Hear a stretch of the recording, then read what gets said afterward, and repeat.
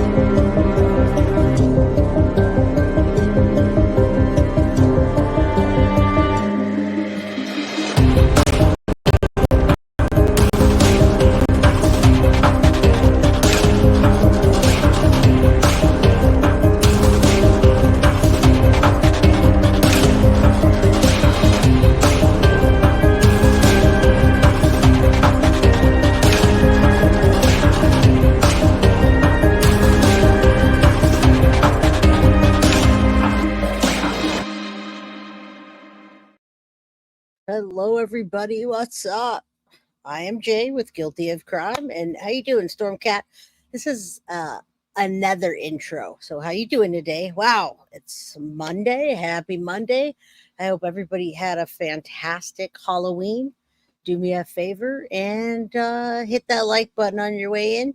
If you don't have a membership, I suggest you get one. We have some cool things going on.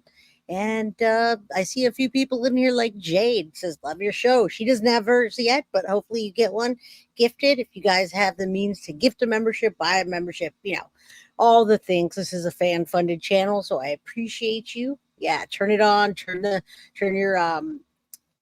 your gifting on. Like Stormcat, I believe you were gifted a membership. How you doing, Alizita and JPL? Azabarella, how you doing? All you folks, I missed everybody too. Scary Sherry, always including you. Man, this is going to be a big week. Now, this week there's a lot of trials still going on. We got the Delphi trial, which I saw. Hidden True Crime. I saw there was 8,500 people in her chat. So I was like, I don't know who's going to come over here today, but this topic today. It's important. We're talking about Jennifer Soto letting Stephan. When I say letting Stephan groom her and Maddie, I do believe that he groomed Jen Soto, but I do believe that she let him groom her. I don't know if that makes sense, but it will make sense soon. Many things that she said in the interview, and as I've watched it over and over and over, and thank you, JoJo, for the one Guilty of Crime membership. Hello, Foxy Amazon, how you doing? Appreciate you all. As I watch these interviews and I see them again and I start seeing things unfold, I'm like, wait a minute, something else clicks because, we're watching it again. I'm watching it again. So that being said, I want to thank Plunder now and say thank you, Plunder, for the content. Thank you for your Patreon.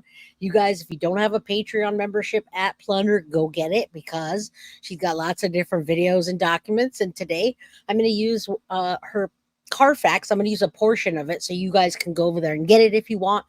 And I loved her take. First of all, we're a spiritual channel over here. We do believe in prayers. We do believe in a higher power. Now, when I say a higher power, I'm not like, we got to be God or Jesus. It could be Buddha. It could be Allah. It could be Jesus. It could be whatever your preference is. Spirituality is what makes us exist, in my opinion. All right. So when I saw her video, I was like, wow, there's some things she said, and I'm talking about Paula from Plunder, just really made me want to react to her video.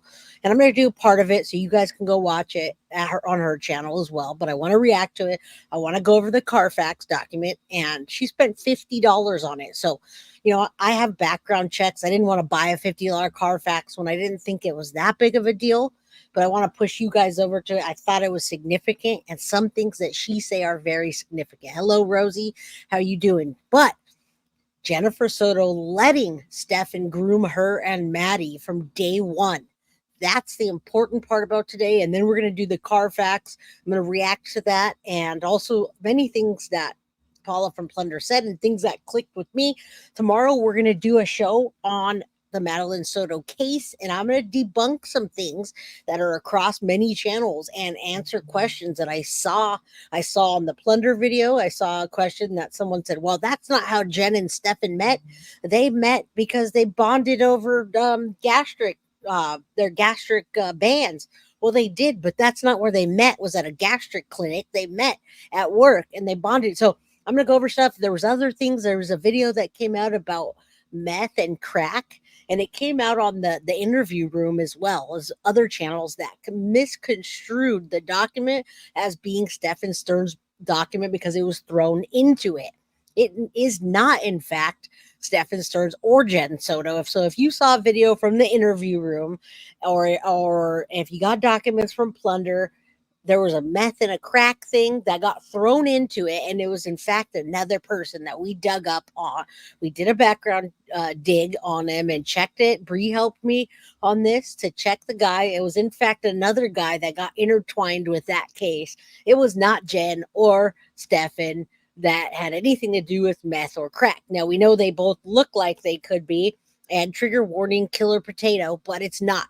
So tomorrow we're going to do a whole episode on debunking the junk, as I like to call it, or classier, making corrections on some things, and really just digging into the things that I found that people are misinformed on, even on my channel from me. So tomorrow we're going to do that. Thank you, Foxy. Hello, sweetie.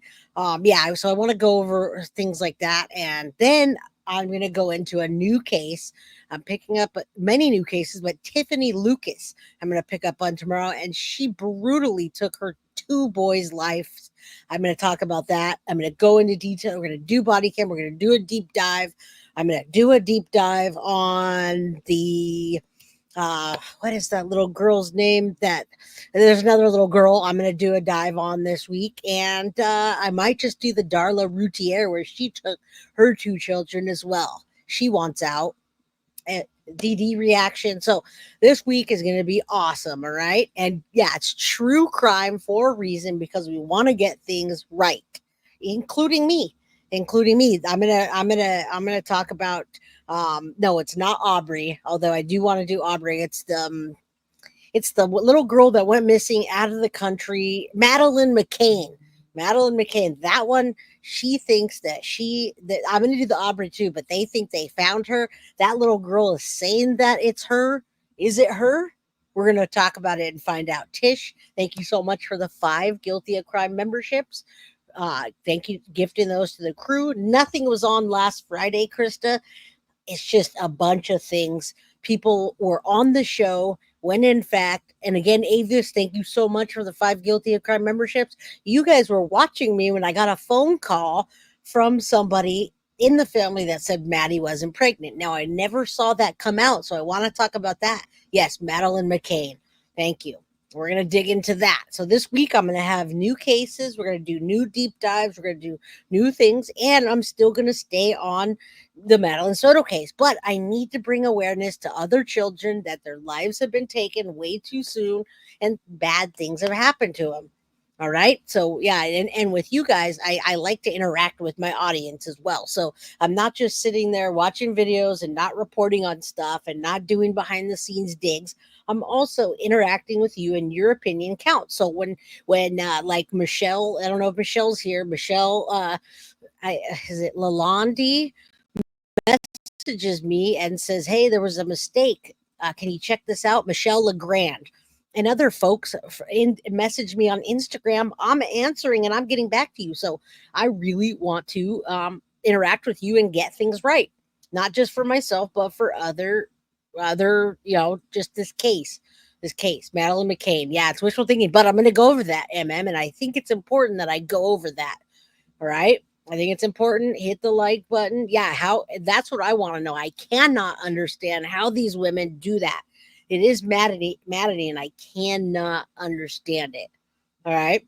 Now, Bree says Madeline McCann is a very noticeable eye mark to identify her. Well, what do you think about that? Because we're going to do that this week.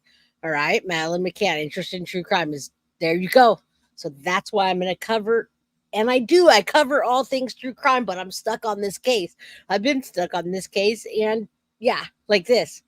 All right. So let's get into it today, because we have a I'm going to start out at about 4 minutes. I'm not going to get into the very beginning. Love you, Paula. Love you, Plunder. Carly, if you could drop those links as we talked about, that'd be great. Paula from Plunder. Also, if we could drop a link for her Patreon, that would be great. Now, I'm going to pull it up. She watermarked it, but I'm not watching the entire video. So I do want you guys to go over to her channel and watch this if you haven't. This is my take on this topic and her video. This is not even what she called her video. She called it Carfax, Jennifer Soto, Nissan Sentra, damage, Cash App found. But when I listen to this, I think that Jennifer Soto let Stephan Stearns groom her and Maddie from day one. And I do believe that Stephan Stearns groomed her. She knew it. She knew that her mom said, don't let any man that close, don't let your daughter sleep with him. She didn't start dating him for over a year. And I believe he was grooming her and he was only interested in Maddie. He was only interested in Maddie. And she said to him, hey, dude, since you're around all the time and we're BFFs and I'm kind of horny, because I'm a horny potato, why don't we just hook up? And he says, sure. What kind of dude says sure? If a guy's interested in you, he's going to let you know he's interested in you. And he's going to really let you know he's interested in you, right, ladies? Men let you know when they're interested in you. And they sure don't say, sure, I guess we can hook up. Golly gosh, why not? No, they don't do that. They really show you that they're interested. All right? I'm not that clueless. I used to date guys in my younger age. So I do know that. Now, Jenn thought he was a babysitter, blah, blah, blah. He treated Maddie like you, Jenn. Exactly. But he treated them equally and also taking advantage of Maddie and sleeping with Jenn, all while her having the idea to sleep with him. He wasn't even interested in her. All right.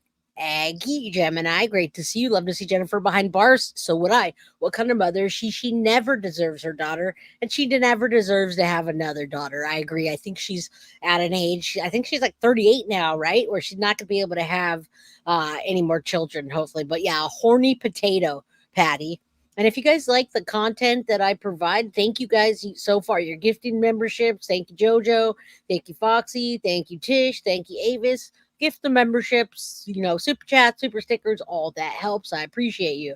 Yeah, a horny potato. Do you really think they have enough to take her in, or is it because of the mental health card? Anna, I don't believe that they have enough to take her in, or they would. I think there's circumstantial things to take her in, and they don't want only circumstantial evidence because look at what's happening with the Delphi case. You've got this split group of people. You got this split group, and we have a split group of Jennifer Soto people. There's people that are saying that poor mom, he groomed her too. No, I say Jennifer Soto let Stephan Stearns groom her and Maddie from day one. 222. Let's say a prayer that Maddie gets complete and utter justice, and that means that Jennifer Soto gets arrested. All right, I do believe that she needs to be arrested to get complete and utter justice. Hello, Teresa. Good to see you. Good to see you all today. I missed you. All right, let's listen to some of this, and we'll get into it. This is my reaction. Paula from Plunder. Love you. Love your content. Love your Patreon. I've got it all. So thank you. That's what got me into the Tiffany Lucas. Body cam is this lady here. So let's go.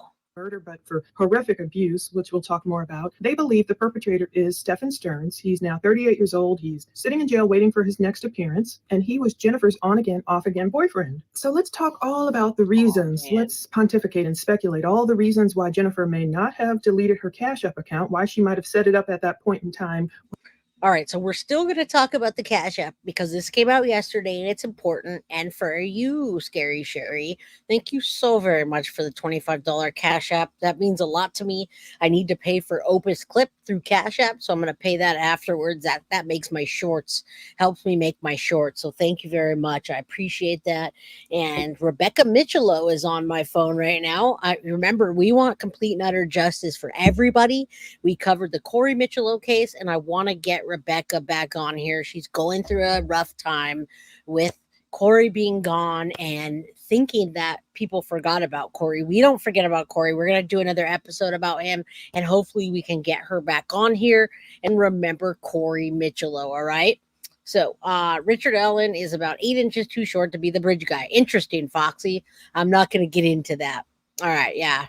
This guy makes my skin crawl. All right, so let's find out. Let's speculate about Cash App. I think Cash App, remember, Jen Soto, in my opinion, allegedly stole the GoFundMe for Maddie's funeral. All right. There was a $16,000 GoFundMe that disappeared. Maddie was cremated. All right. So that $16,000 gone. It wasn't able to help out the fund or the memorial or anything because it was gone. All right. So poof, it's gone, and she still has her Cash App up. I wonder who's giving her to Cash App.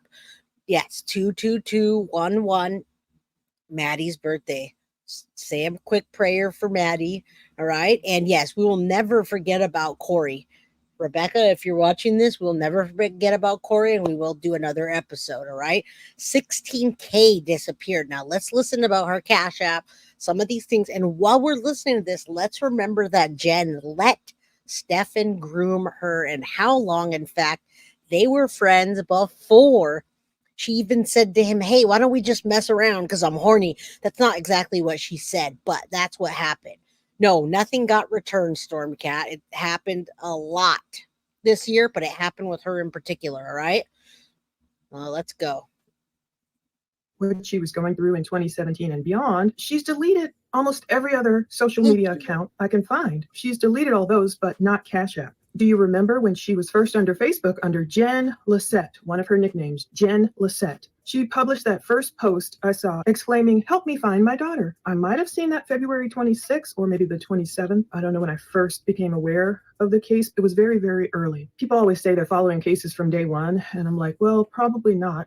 We probably don't hear about it sometimes until day 2 or 3, even very popular cases like Shanann Watts' case. Some people literally do hear about it from day one. But when controversy ensued, Jennifer briefly changed her Facebook profile to a sunflower photo. She got rid of the photo of her sitting there looking pretty, and her hair did look a little, maybe like red highlights or burgundy or something. And she removed the photo of like Stephan Stearns lurking in the background behind her like a creeper standing behind her car, like looking through the back window. So she changed the name briefly from Jenn Lisette to Sailor Coda. Sailor Coda. Those were the names of their pets, their dog and their cat, I believe, that we heard being called in such a humorous recording on that.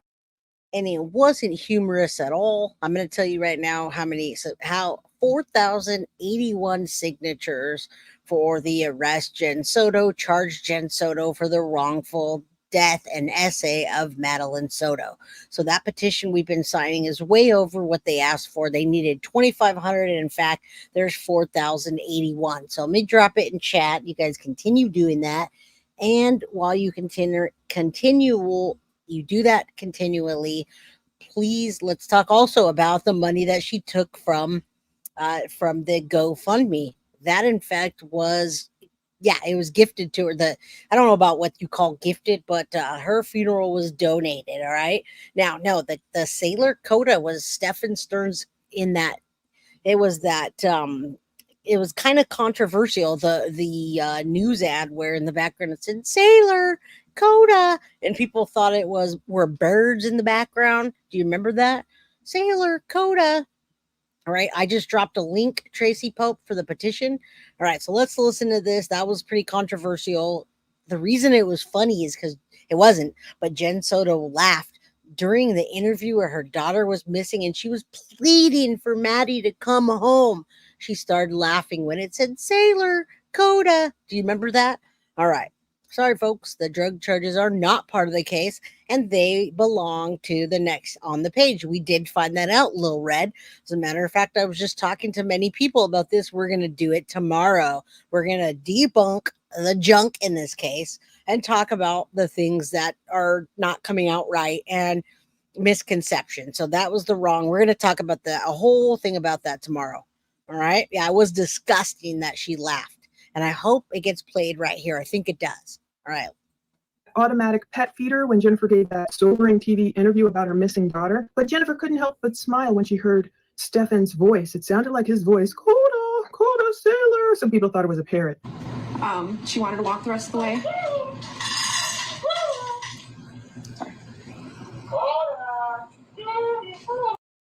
There's nothing funny about that. There's nothing at all when she says, "Oh, just kidding," in the interview. There's nothing funny that I would ever be able to laugh at. Hearing that monster that she let groom Maddie and let groom her because she knew better. She told us, she told the officers that she knew better, that she never would let a man sleep with her daughter. Her mom raised her to never give her daughter to a man. She raised her to not do that. And in fact, she told us that, and yet she still did it. She knew she was being interviewed. I don't know if she thought there was going to be a take two, but she still laughed. All right. Potato warning. Thank you, JoJo and Synth, for gifting one guilty of crime membership. We got lots of memberships here today. And again, thank you, Anna Melendez. Petition signed. The story, like several others, pissed me off. And all we want is justice for Maddie. Absolutely. All right, let's finish this. We got a lot to react on today and to go over tomorrow, too. Thank you.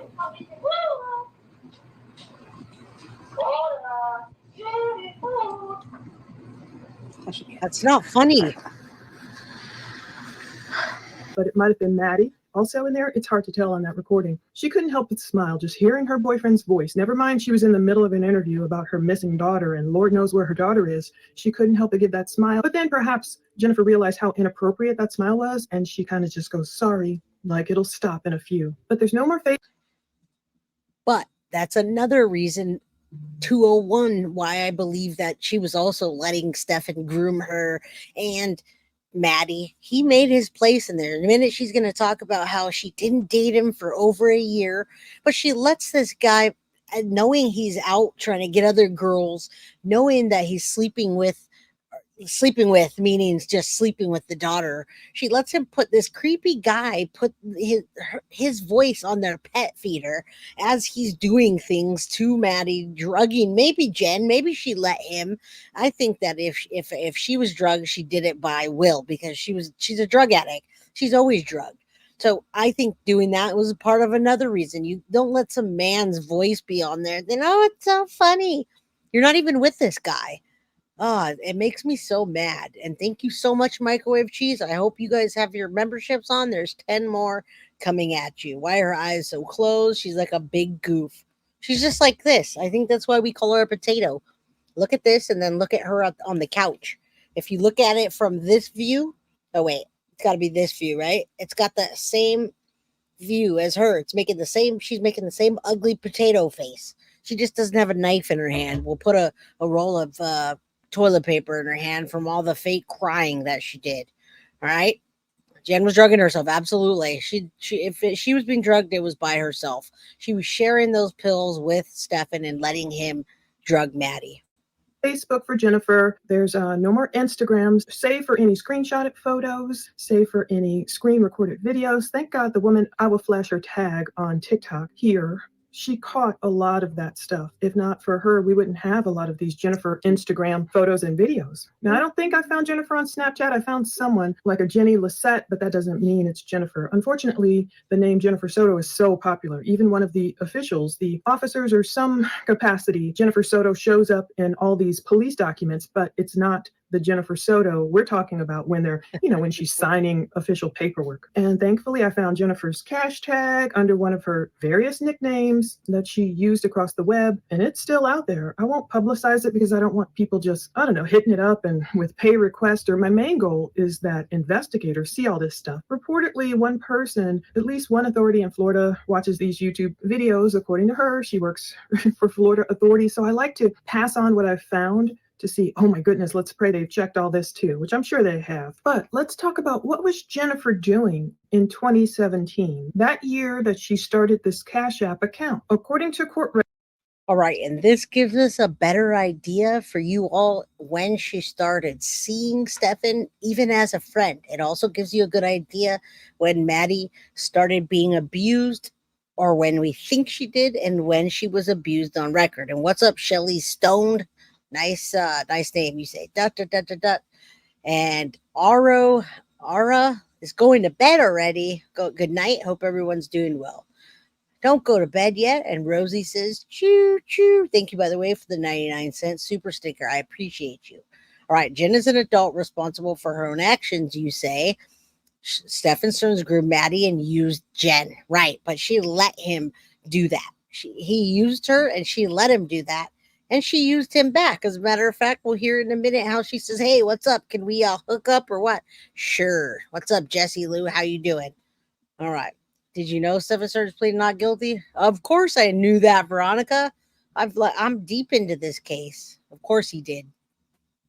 He doesn't think he is. Records, Jennifer L. Soto was divorcing Stephen K. Young. We've heard from Stephen in different interviews, in at least one interview, I believe, with police after Maddie disappeared. I don't think I've published any of his interview yet on this channel. Her ex-husband has been interviewed, and he's actually reached out to a lot of us personally, many YouTubers. He seems like a kind and caring man, and certain things that we get from police aren't totally redacted. They're kids' names that appear. And so a lot of stuff, some stuff I've held back on, I don't know, just to be more protective, I guess. But don't we wish Madeline would have had a protective mother? Madeline would have only been 6 years old in 2017, and it was around the same time Jennifer met Stephan. That's what she says. She met him around that time. Jenn even explained it in a police interview how she met Stephan at work. So if you look at the video titled below, I've linked to it. It's called No Commentary, Jennifer Soto, Not Evil, March 1st, 2024, Orange County interview when Maddie's mom is confronted. Indeed, police really confronted her. So it's around the 54-minute mark. Jennifer starts all right, this is great right here. This is where it all starts. And this is why when I was watching this video, I was like, we need to watch this together. I need to do a reaction to it. And now I have the Carfax I can go over, but I really loved Plunder's take. I love the spirituality that she put into it and her thoughts behind it. So MM Clark, thank you. You know, I wanted to give you a shout out for the $2.99 super sticker. Love you as always, girl. Always, always, always. All right. So let's continue this. We're going to hear about this particular thing about her letting Stephan groom Maddie, and well, she let him groom her as well. So is it grooming if you let her, if you let him? Is it graping if you let somebody? No, that's just me being me being a little bit cynical about this. Hi Jay, have you heard anything about the inventory list containing? Yes, I have, as a matter of fact, and I'm going to do that on tomorrow's show. That is not Stephan Stearns. It's not Stephan's dad's car. It's not even related to Stephan Stearns' case. All right. I don't know if I can maybe tell you at the end of the show if we can talk about this, but it's not them. It's a it's a mistake. It's a mistake. That is not Stephan Stearns. I have that list I can show you, but it's not them. It's another person, and the document got put into the PDF on accident. All right. explaining she met Stephan in 2017 when they both worked for some company called Echo Homes. So I couldn't find a lot about this Echo Homes place, but she said, we both worked for Echo Homes, a real estate company. I did appointments and he worked in the office doing like warranty work. We met as coworkers. We became really good friends. We were best friends, she says. I don't know, something about that kind of creeped me out. We became really good friends. We were best friends. The part that creeped me out about that is later in Jennifer's other interview, that transport interview where she's explaining, and there's other ones too, but she's explaining how Stephan and Maddie, and it's redacted, of course, so it's hard to tell, but she's explaining how Stephan and Maddie were kind of like best buds, best friends. It creeped me out, and even maybe partners in their. You should never let some man, first of all, that you bonded over with who knows what about the gastric and him not having self-esteem, not let him be Maddie's BFF. He can be yours and you can do whatever you want. You could sleep with him, but do not hand your daughter over to him. And NGA, have that inventory list. I'm going to show you after this just because I want you to see that it is not Stephan Stearns' name. As a matter of fact, the name that's on it is Dequan Doherty. It's Dequan Doherty, and they messed up the evidence list. They put it in there, and it's not Stephan Stearns. So everybody's blowing up about it. It's not. Yeah, the evil BFF potato. Yeah, both of them are evil potatoes. All right. So let's get this clear. Tomorrow we have a big episode to straighten things up, and today I'll throw it in there just so you can see. nerdy gameplay and all that stuff. It creeped me out to have Jennifer equate herself like, oh, we were best friends. Stephan and I were best friends. And then to hear her equate the same type of relationship almost with Stephan and Maddie, it just, I don't know. But anyway, she's explaining they were best friends for like a year. So this is in 2017, I believe. Jennifer's going to explain it a little bit deeper, trying to get the timeline right. We met as coworkers. We became really good friends. We were best friends for like a year. And then eventually I asked him if he wanted to hook up, and he said sure. So I was like, okay, Jennifer was fresh off of her divorce from Stephen. She was on the prowl, and she was the one who had to make advances at Stephan. And see what we're saying? She made advances at Stephan. They were friends for a year. She says a year, but it was, if you look at the time frame, it was more like a year and a half. All right. So she made advances towards him, was like, hey, we're hanging out all the time. We might as well hook up. And he's like, sure. He was already grooming her. Now, if you know a typical predator, he is a very typical predator. He's disgusting, but he's very typical, right? So a typical predator would absolutely find a mother that would give them easy access, like he was trying to do with his other girlfriends that he was sleeping with, or other girls. Oh yeah, I woke up with wood next to Maddie. What do you think about that? And she thought he was disgusting and she walked away, but Jenn didn't. Jenn gave him the key to the city, so to speak. All right. So if a man wants you, ladies, they're going to let you know. All right. If they want you, they do not hide it. I'll tell you what, they will let you know. And I will clarify in a bit, if you guys can make sure you stay on here so we can since as those are unrelated cases. It just happened from 2B. The other cases, it's not that they messed up. It's a complete list of things that have to go to the same lab. All right. So those things have to go to the same lab. I have the document and it has a different name on it. Lots of shows. And Clark, I'm speaking to you because I know you watch some of those creators. Absolutely not. They're unrelated to the case, but it's not that they messed up, but it's in the same document. So it's messed up in a way that it says, oh, Stephan Stern's document, and then it shows all of that. Okay. So it's absolutely not. That has nothing to do with the Stephan Stern's case. They were going to the same lab. And if you don't read it closely, you'll look at it. The guy's name was D. Quan, and I have the last name as D. Quan Doherty. I'll show it to you guys after so you know what I'm talking about. All right, then we'll do an episode tomorrow. Yeah, this case does sicken me. In order to bed him, which is, to me, that's a number one red flag, starting off the relationship right there. I mean, I know I don't want to sound like a total boomer here, but you don't have to chase men. You know what I'm saying? Like, even the shyest man out there will let you know by words and deeds and actions, all of it, Yeah. He will let you know that he wants you. Yes. So Stephan must not have wanted Jennifer. That's my logic. If they were up there best friends for a year. Oh, look at that ugly face right now. That ugly cry face. Hello, Sadie's mama. Look at that face. I mean, I have to go bigger so you could see it. She's in the middle of an ugly cry right there. But yes, if a man wants you, he's going to let you know. And guess what?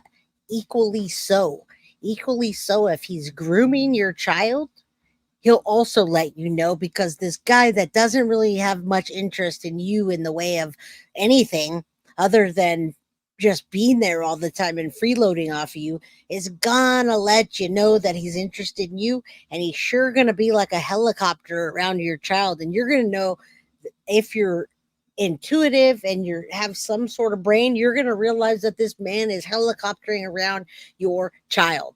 All right, yeah, that's a bitter beer face. So it's I don't think it was any kind of surprise that Stephan was grooming Maddie.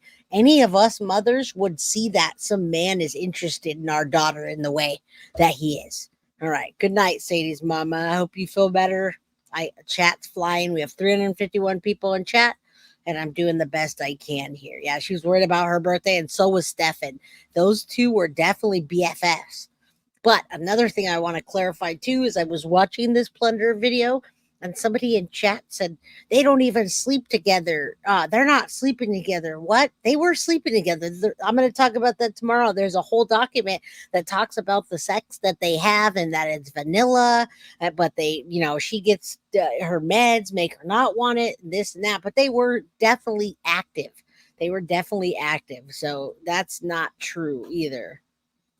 And after a year, she has to come on to him like, you want to hook up? And he's like, sure. Did he say sure? Or did he wait to know, oh, she's got this beautiful little girl at home, just my type? Yes. Is that when he said sure? Anyway, it's just like one of Stephan's friends claimed, I believe, in one of those interviews on Gray Hughes Investigates. He talked about going to a bar or somewhere, this guy with Stephan, and saying women seem to be interested in Stephan. Women were, I guess, adult women coming up to Stephan, but Stephan seemed unfazed. And so now we know why Stephan wasn't interested. These women likely were not in his age bracket, and he probably only said yes to Jennifer because he knew what she had at home. A little girl, unfortunately. I keep thinking of Kendrick Lamar's song. And this is a good one right now. She's going to talk about. But here's the thing: is that we see pictures of Maddie when she's way younger. I mean, we see her when she's this beautiful little girl that's like a young lady that just turned 13. Even when she was 12, we see her start to like turn into the teenage years. But we see her when she's the girl, the kind of kid that you put on your shoulders and you play chicken with, and they're still very innocent. And that was happening. Her innocence was taken away years ago when Stephan was making her do favors for phone time. All right. Thank you, MM Clara. I do appreciate that. Yeah. She would love it if she heard you say that. All right. I love this. The Kendrick Lamar. Listen to this. They're not like us. Something like that.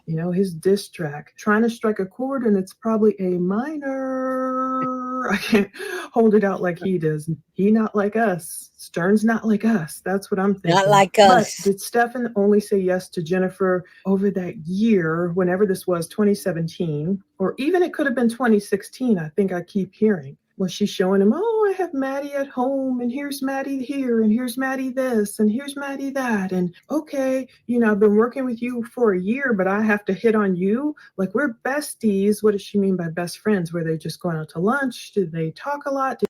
Look, there's a potato face again. And yeah, it seems like he knew. Oh, that kind of looks like her right now. It's all crooked. It kind of seems like he was definitely interested in only Maddie, and he kind of just put up with doing it with Jenn because he needed access to her. It absolutely seems like it now. And she did say that at one point, Deanna, she said that it was over 6 months, no relation. I heard that. I've heard lots of those interviews, but they were still active. There was no point where they said we're not going to be active. When the potato was horny, the potato struck. All right. So let's say that we got lumpy potatoes and horny potatoes and evil potatoes, all the potatoes. All right. Thank you guys so much. Don't forget to hit that like button and subscribe if you haven't. All the stuff. All right. Thank you so much for supporting my channel. Appreciate it.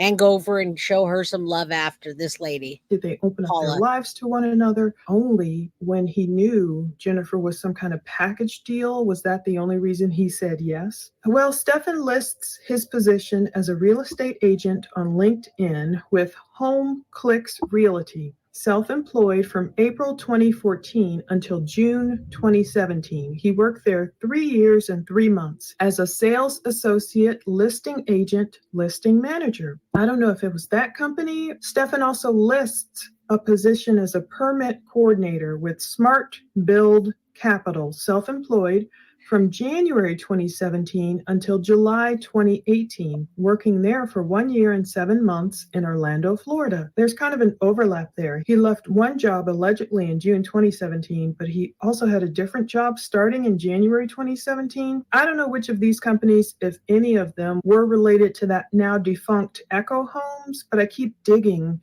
to determine, okay, what was the main source of income for Jennifer and Stephan? I keep finding it fascinating that Jenn opened this Cash App account in November 2017, the same year she allegedly met Stearns. And was this just a coincidence? And did Stearns have his own Cash App account or Venmo account to take payments from people for nefarious purposes? We keep wondering. That's a good question. I'd love to see her transactions. Now, we're not going to probably be able to get that, but the officers can get transactions to Cash Apps, Venmo, since we all think that Stephan was selling CSAM and giving Jenn money. I wonder what the transactions look like. It really makes me wonder. And look at that picture of her, such a bad picture. Yeah, she wants to sleep during the interview. They all want to sleep, and yeah, when she said, "Do I need to press charges today, or can I think about it?" When it came to all the CSAM, that sealed the deal for me that she could care less about Maddie, and all she cared about was Stephan and his attention towards her. Yeah, and she put Maddie right in the middle of them. Who does that? All right, you're gonna let this guy sleep with you and your daughter, but you're gonna put your daughter right in the middle for him to poke through his boxers. That was a good one. Yeah, I'm sure he was trading CSAM, yeah, for sure. He had other children on there. He's a sicko. She's a sicko. They're all sickos. Thank you, Deb Paul Masano, for being a member for 5 months. I appreciate you.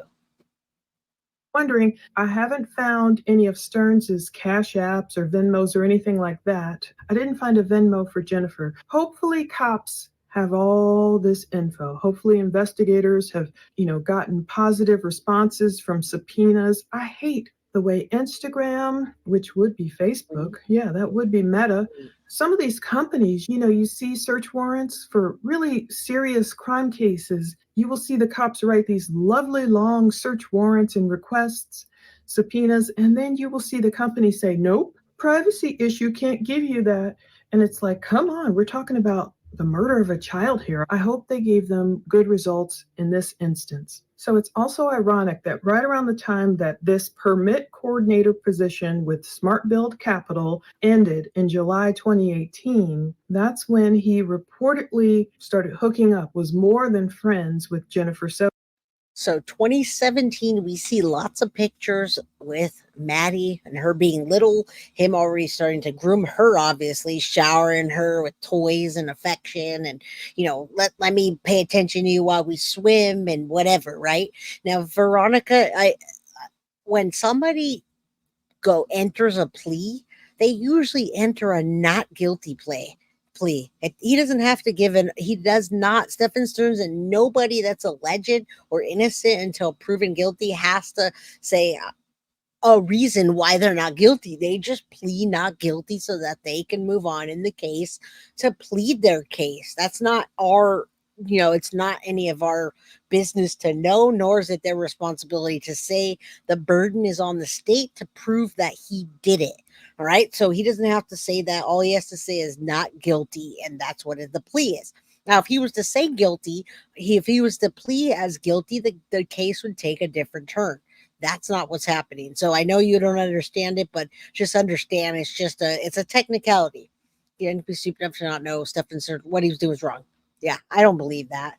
Thank you, Jojo. Someone match me. Thank you so much for the $5 super chat. You say somebody match me.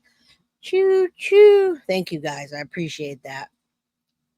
Soto, as she puts it. I'm wondering, did Stearns find a more lucrative, under-the-table venture for making money around that time? Is that why he didn't need a traditional job? Okay, so this is what Jennifer is explaining to the cops. In 17, he technically lived at his parents' house, but he was staying at my house all the time. Basically, she's saying they lived together in 2017. So I guess that's where the 2016 comes into play. If she had met Stearns and had been his best friend for a whole year before they started hooking up, chances are she met him in 2016, because by 2017, she's saying he technically lived at his parents' house, but he was staying at my house all the time. So by 2017, they're hooked up. Stephan's always at the condo. I'm assuming she's talking about the condo, but she changes it up. That's another thing that gets confusing. The cop is asking her, okay, same. She does change it up. And I want to clarify this because she changes it up with us as well. She changes it up when she tells us the info that we're hearing here. She says a year. To the roommate, she told them a year and a half. In another interview, she says 16 to 18 months before they ever became intimate. So it's hard to tell other than pictures. And then when the pictures come, we start seeing the abuse coming, and then we can document it. Microwave cheese, I love you and microwave cheese, both. Super sticker, thank you so much for the $20 super sticker. And I did not catch you as well. Jamila, thank you so much for the 99-cent super sticker. It all helps. You guys have no idea. No clue. Thank you. All right. So Jennifer gives us different timelines. And I mean, you heard her saying, can I not do that at this time? Can I think about it? So I don't think that she thought that the essay that he was doing to Maddie was evil. I don't think she thought it was that bad. I think she thought, well, it's bad for me because my daughter's going to be in love with this guy, like the Woody Allen situation, but she didn't think of it as this evil, nefarious, gross thing that was hurting her daughter inside and out. I mean, I cringe at the thought of thinking about her body and how little she was, and Stephan violating her body like that. I can't even imagine that. It hurts me just thinking about it. Larissa Goodrich, hi, good to see you. All right, Zero, this woman didn't know what was happening. Yeah, I don't think so. I don't think there was any way that she could have not known. I just don't see how. But when she did know, let's pretend like she didn't. Let's put a scenario down, folks, and say she didn't know at all. All right. But then she gets in that room. She gets into the interrogation room, which was an interview for her. And they tell her and they show her pictures of Maddie on her knees with Stephan Stearns giving BJs to him. And she tells them, after she doesn't know all this time, let's pretend, do I need to charge him now, or can I think about it, or do I even have to do it? Can you give me a day to think about that? Think about that, y'all. Think about that. House you're in now or a different house? Jen says, wait, take it back. I'm surprised she didn't say, just kidding, just kidding. She says in 2017, he wasn't staying over my house. It started in 2018 when we started hooking up, and he started sleeping over my house. When did you meet Steve or Stephan? I met Stephan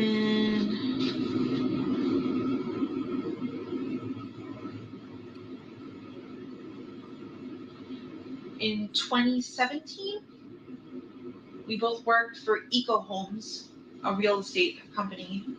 I did appointments. All right, so listen to this part. It's important for me to have you guys understand that they both worked at Eco Homes, and this is how they met. They did not meet in the gastric line. Hey, I'm getting my gastric band done. How about you? Oh, let's talk about gastric bands over coffee. That's not how they met. That's how they bonded. And that was clear from the roommate CM that Jenn told her, we bonded over, we met and we started talking about losing weight and getting healthier and getting these gastric bands. So they met at Eco Homes, but they bonded over the gastric band. So I heard that funny thing. Yeah. Gastro band besties.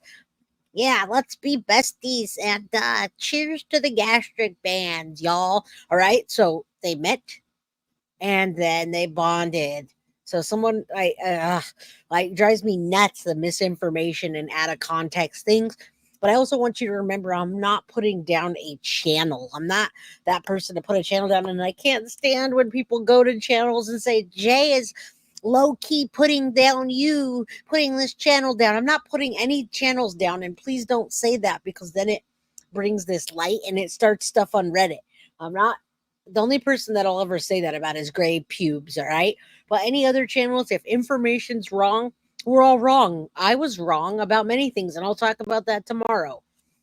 All right, let's keep going. This is where she talks about meeting Stephan Stearns. He worked in the office doing like warranty work. We met as coworkers. We became really good friends. We were best friends for like a year. And then eventually I asked him if he wanted to hook up, and he said, sure. Sure. Hey, you want to hook up? Sure. I don't think he even said it like that. You want to hook up? Sure. Yeah. I can probably get it up for you. All right. That's what probably happened. Yeah, it's gross, but she pushed himself towards that, I believe. And yes, Marilyn, Gavin pushed me. He pushes me and he promotes me. So thank you, Gavin Fish. He hit 100,000 and he always helps. He's awesome. He's one of the no nonsense, no drama creators. And I love that. And yeah, You said 17, 18. Did you live in Orlando, Kissimmee? Where were you guys living then? Kissimmee. And did you guys live together in 17? He technically lived at his parents' house, but he was staying at my house all the time. Okay.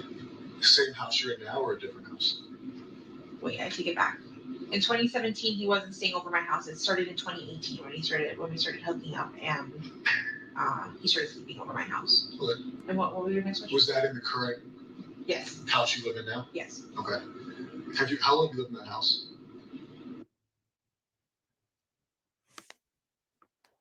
On and off, because at one point we moved close to where his parents live right now. They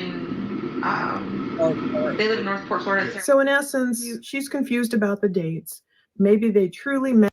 She's always confused about everything. And Sonia, I want to tell you, that answer about do you want to hook up? Sure. As a matter of fact, when someone says sure to me about anything, like if I say, hey, do you mind grabbing me a Starbucks on the way to work? And their answer is sure, I say, never mind, I'll get it myself. That's how much I don't take sure for a, yeah, okay. Like, yeah, I'll get that for you, no problem. Or, yeah, how about I get you and you grab me one next week? But asking somebody, do you want to hook up after they've been showering my child with attention for over a year? And someone saying sure, I'd say never mind. I'm cool with that. You can keep your pinky winky to yourself. Like I don't even take a sure for anything I ask you to do. If I ask you and you say sure, I take it as a sure. Yeah, like sure. I don't really want to do it, but I'm being nice. That's what I take it as, and that's what I took it as with him. You're going to keep this face until she gets arrested. Bless you, microwave cheese. I knew I loved you for a reason. Yeah, sure is like probably. To me, sure is like I don't really want to, but I will. So anytime someone says that, it doesn't mean yes. It means, okay. Yeah, it's like a half ass answer. Thank you. I'm glad you guys all. Her tone's weird too. She said that about Stephan Her voice is normal. About Maddie, now her voice is low because their voice gets low when she's lying. That's why. I just don't hear myself asking, do you want to hook up? I don't hear myself asking Stephan Stearns, do you want to hook up? Ugh. Just saying. Met in 2017. They were best friends, maybe that whole year or what have you. We don't know how long. And then by 2018, they started hooking up and Stephan started sleeping over Jenn's house. So we know that's when he had likely 24/7 exposure to Maddie, I'm assuming. But the evidence of misuse of Maddie didn't begin, according to the authorities, the proof they have, not until Juneteenth, which was June 19, 2019. Now, according to the state's attorney's charges against Stephan, they have evidence beginning June 19th, 2019, of Stearns treating Maddie horribly. You guys know what I mean. Keep in mind, this is only the start date of when their photographic evidence or video evidence begins, not necessarily when he began these dastardly deeds against the little girl. The way some of these guys work, maybe they slide their way into the homes of vulnerable women. He might not have cataloged the abuse technologically against Maddie until 2019. It might have started as early as 2018 or even 2017. Jen's not clear on the 2017 part, but that was the same year she opened her Cash App. That was the year she met Stearns. So he could have been assaulting her, I hope not, as early as 2017 when she was only 6 years old. And I don't know if the assault happened because we don't have it documented, but he was sure, I'm sure he had her targeted. This sicko with 35,000 images was absolutely targeting and grooming her from the very beginning, in my opinion. And I'm sure that he did that with other children, but this one, this potato gave him access to her daughter from the get-go. She's lazy, and the reason she got the name of potato is because a potato just does nothing, right? It sits there and it rots. It doesn't do anything. It's kind of like her. Thank you, Jojo, for gifting the 5 Guilty of Crime memberships. You guys are just awesome today. Thank you so much. I appreciate you. Yeah, Potato must say that she's a great name for Jen. Mashed. Anna, good to see you. I know you're from over there from, I don't know if you're from St. Cloud, but I know you're in that area. So good to see you. Good to see you. Absolutely disgusting. I can't fathom at all. And neither can I. I can fathom because I see it all the time, the grooming that these men do. But I can also, I would, my intuition would be going crazy if I saw what I saw in those pictures with Stephan and Maddie and him all the time. My stepdaughter, I'm buying it for my stepdaughter, my stepdaughter. That's all you ever hear. And him and her were on the phone a lot, as you recall. We won't know because we know Stearns isn't telling, and Jen truly might not have known. I have to always leave room open for maybe she didn't know anything. But the cops may not have been able to find evidence as far back as 2017. Thankfully, when he factory reset his phone twice, I didn't realize that action would sync everything back up to the cloud, which is great. And maybe it only synced it back up as far back as 2019. Stearns might have had a different phone in 2017. We never know. Maybe it wasn't even synced to the cloud, or could have been a different carrier. Yeah, I do think that they did that once her and Stephan solidified that they were together. And I think it was close to 2 years. After a year and a half, they start dating. Now, in 2019 is when CM moved in. She was there between 2019 and 2020. And she said that it was really new for Jenn, Soto, and Stephan, but they would always sleep in the same bed. All 3 of them would be in bed all day in the same bed. And she would, if you recall, leave her door open because she felt uneasy about having somebody in her bed, in the bed, 3 people in the bed like that. She felt weird. Now, Finny, does anyone know how Jenn was able to keep custody? I do, because she had her family. Her family saved her many times. She didn't go in and out of a psych ward like she was in there for months. She would check herself into a psych ward. She'd have a panic attack and she'd go in, check herself into a psych ward. Psych wards will give you medication if you're all out of whack and you say, I have a panic attack, I need to be checked in, I'm feeling crazy. They'll give you meds to calm you down. They'll drug you up. So what comes between a psych ward and being drugged up? Or a drug addict needing drugs, go put yourself in a psych ward. They'll drug you up real good. Okay, so the family is the answer. That's the family. There was no child services involved. In the beginning, Tyler was fighting for Maddie when she was way younger, and then Jenn outplayed him with the lawyers that her mom paid for. I can't really get into any deeper than that because it's not my place to. But later down the road, the family supported her, and then she had Stephan. So if she was going to go check herself in, Stephan would be there, right? That's what I'm going to say about that. A drooling potato. Yeah. Or rather, it could have been, who knows what it was. But bless God, they do have hard evidence starting in 2019 going forward, enough for any jury in the land to convict this man. I can't imagine seeing this stuff that I don't want to see, but a jury will have to realize the horrors of what he inflicted upon this young girl. According to that latest 501-page PDF, that discovery dump, there is a file, and the name of the file has the date July 2nd, 2019, depicting Stephan doing horrible things to Maddie. She was only 8 years and 4 months old, and she was watching cartoons. That's the hard part, where like she's a little girl just sitting there trying to watch cartoons, and this man is just, ugh. Anyway, years.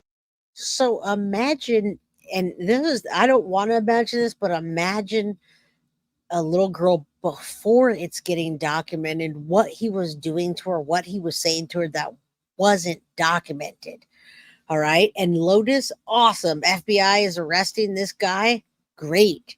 Let us do an update on this and let's find out about this. Let me know, Lotus. Please let me know. I'd love to give you a membership, so stay in here. Heaven, how you doing? I miss all of you. There's 385 people in chat. If you don't have the means to donate, all you got to do is just hit the like button and subscribe, and then and share it. Share it, please. Off topic, but did y'all hear they found drugs in their system? No, they didn't find drugs in their system. That's not the toxicology, or that's not any kind of thing. That was just a document that was not them. And if you're talking about the drugs, it's not them. Should I show that now so everybody can explain that, since it was an evidence checkout and Dequan Doherty in this case had uh, meth and crack and meth and cocaine, and that was him. That was not Stephan Stearns and Jenn Soto. A huge misconception. All right. Let me just show you this real quick. I'm gonna stop sharing this for a second and show you so I can get this out of the way. Hold on. Let me show you this. Now that you brought it up, it's not them. It's not them that got this. It is a different person. All right. So here it is. Here's the evidence checkout. Now, this one doesn't have Plunder's name on it. It's actually from there. It's an evidence checkout. If you look at the case number, it's 233-02865. That is, in fact, that's Dequan Doherty. All right. Look at the case number here. I'm going to explain it to you real quick. Here's the Stearns case, 24001896. Okay. That is not Dequan Doherty's. Dequan Doherty's there's a different case number, and it's a different, look at, here it is, the meth, 2440288. That is not, in fact, they were going to the lab. That's Stephan Stearns, the 896 one there. That is not Stephan Stearns' case number. They're different things going to the lab. Does that make sense, y'all? The creator didn't say that. They didn't know that. That's why. Whatever creator you're watching didn't know. Many different case numbers. All right. So, do you guys understand that now? Case numbers are different. They were all going to the lab. And I'm not throwing shade. Let's get this clear real quick. I'm not throwing shade at any creator. So, please don't say that. I'm not throwing shade. I'm just telling you that these were different cases. They were put into the same sheet to go to the evidence lab.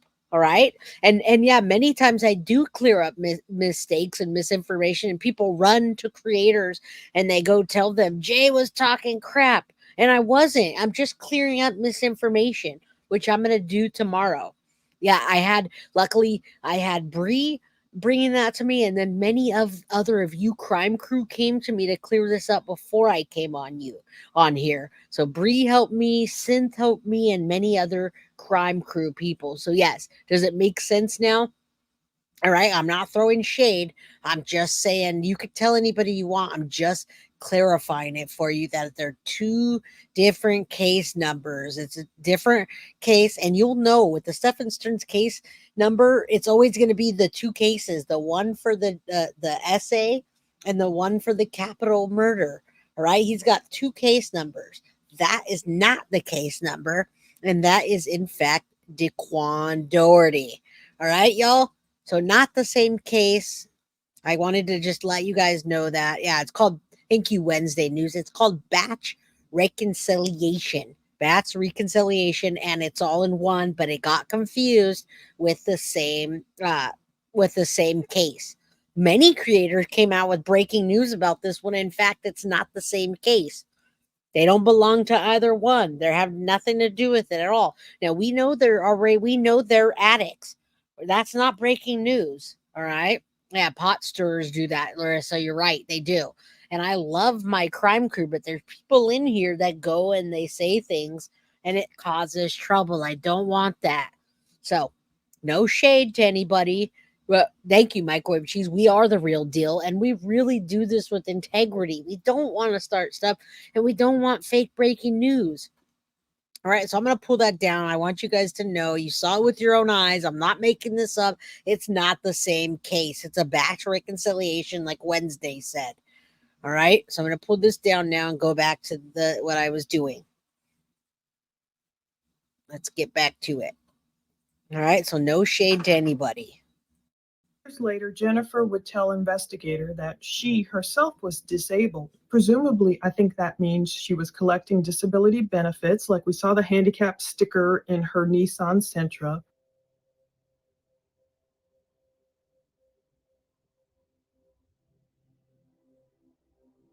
And Jennifer did tell investigators she does not make much money. So we're waiting for that to kick in so he can get his job back. And in the meantime, he just has to get something down there to be able to save up to come up here because I can't afford to. I'm disabled. I work part-time. Like, I don't make that.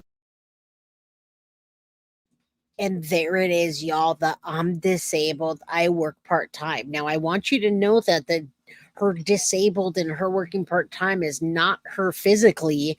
It's not that she's handicapped physically. She has mental issues. So I want you guys to understand that. That's why she takes so much medication, is because she has mental issues. She does go in there and say, I'm having this major anxiety panic attack and I need you to keep me for 3 days or whatever, however many days they keep her. So I do want you to know that. I don't know how how valid that is, or if she just wanted to, she's a drug chaser, but that's how it goes. And thank you. I don't do clickbait or blow things out of proportion.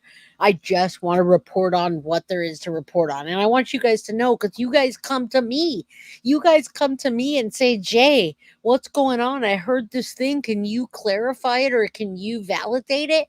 And I'm not the overseer of the Madeline said, okay, so I'm doing it for you guys. I'm doing it for you guys I'm not even on lives when you guys message me a lot. You guys message me everywhere and I love you, but Instagram, Facebook, what is it now? Discord, even TikTok, I'm getting messages from people trying to clarify things. So yeah, we report facts. Right? I had this panic attack. I need Botox. Me too, Mr. Bot. Me too. I have a panic attack. I need free Botox. Come on. All right. Just kidding. Let's go. Yeah. So I'm wondering, how did Jennifer support herself enough to pay money to her dad for rent, to buy food, gasoline, insurance, and afford this newish car that is at the center, in a way, of this case? Did disability cover all those expenses and help Jennifer pay for Maddie's expenses and for that free loafing Stearns to hang out around the condo and eat all their food? Let's look at the cost of Jennifer's car. So we know Jennifer was driving this 2022 white two-door Nissan Sentra SV, Florida tag NVJS91. Now, the original MSRP for a 2022 Nissan Sentra SV was $21,030, with Jennifer telling cops in the interview, I'm disabled, I work part-time, I don't make that much.